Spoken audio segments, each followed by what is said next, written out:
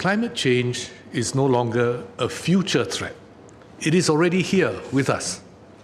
Every country, all of us, can see this. Drought, fires, floods, loss of crop yields, more severe storms. Countries and businesses which lag behind will be forced to act eventually.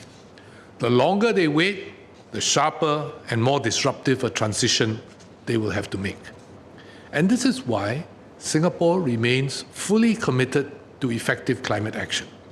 Earlier this month, Singapore submitted our 2035 Nationally Determined Contribution, or NDC. We have committed to reducing our emissions to between 45 to 50 million tons of carbon dioxide equivalent in 2035. Our 2035 NDC is an ambitious commitment.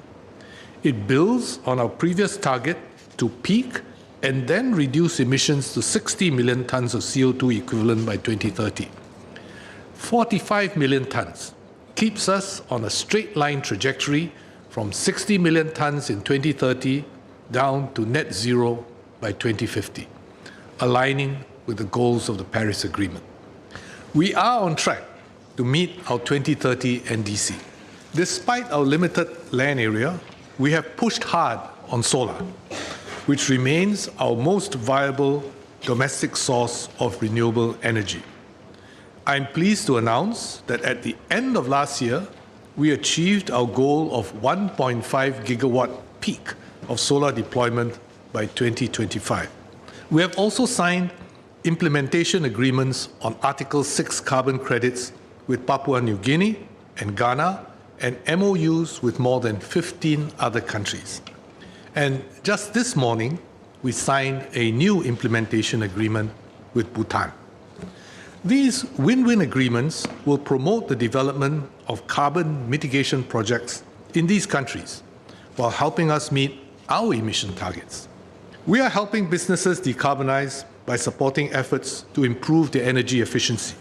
We have been working closely with the private sector to develop sectoral roadmaps to decarbonize each sector, seize new opportunities, and remain competitive in the low-carbon transition.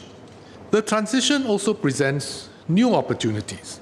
As the demand for low-carbon goods and services increases, we can benefit by moving quickly to capture new markets.